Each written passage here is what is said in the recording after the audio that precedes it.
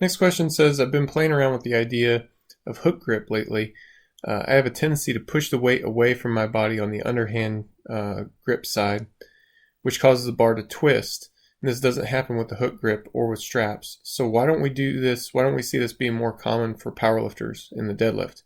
It seems to have all the benefits and less of the drawbacks. It allows you to set up more evenly. It severely reduces the chance of a biceps tear. It doesn't rely on grip strength being a limiting factor. And a 90-pound little Asian woman can do it, so hand size doesn't matter. Why haven't you switched, and what are the cons if there are any? Just looking for general thoughts. I mean, I agree in general that the hook grip has a lot of benefits. It doesn't have that many drawbacks. There are two. One is that it's not automatically more secure for everybody all the time.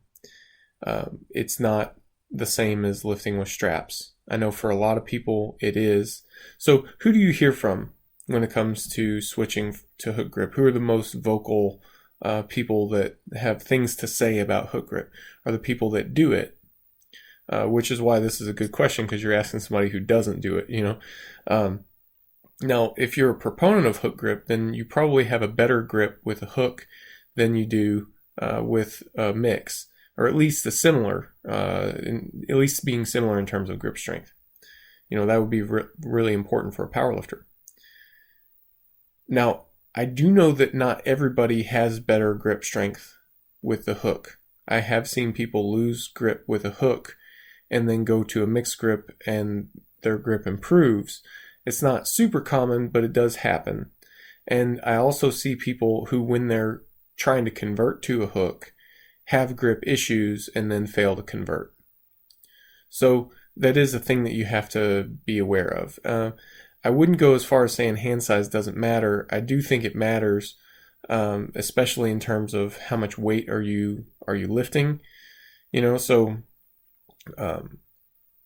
it's a combination of grip strength, grip technique, and the weight of the barbell. You know, so as those three variables change, then you know the outcome is going to change, and grip technique is going to be limited based on hand size. That's just, you know, the dynamics of having a single size barbell. So I wouldn't say that it's automatically more secure. For a lot of people, it is going to be more secure, especially if you take the time to practice and get the technique down and things like that. Even then, the transition seems to be difficult because it hurts a lot. And as much as posturing to be a big, tough powerlifter is not as common as it used to be, but it is kind of a thing still. But even so, hook grip hurts. And humans don't generally like that, you know. And I know for myself, that's been kind of a big hang up for me, you know. So let me tell you a quick story. At the 2013 World Championship, I missed out on an overall gold medal because I couldn't hold on to my deadlift. I was obviously pulling with a mixed grip, and that was incredibly infuriating. And after that, I thought, well, I'm going to try to convert to a hook. The thing is, I was already at a really high level of strength, so I could hook grip a few warm-up sets, but the pain was too much for me to hook grip my higher end work sets. I couldn't tolerate very much volume like that. So the transition was not, you know, a clean break. There was like this gray area where I'm trying to force myself into more and more hook. And it was difficult.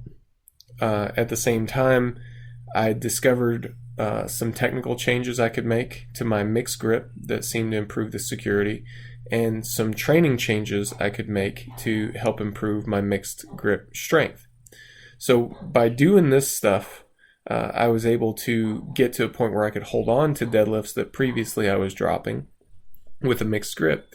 And when grip is no longer a problem, I'd lost my major motivating factor to deal with all the pain of a hook grip. So I stopped. So that's what happened to me, and I think that's what happens to a lot of people. It's you're trying it and it hurts. It's miserable. You don't feel natural doing it. You're not able to pull as much weight because the pain is an enormous distraction. There's even probably some neural inhibition going on there. It takes a while for that transition to complete. And if you solve the grip problem while you're making that transition, then you've lost your major motivation for going through all that pain to begin with. So I think that's where you lose a lot of people.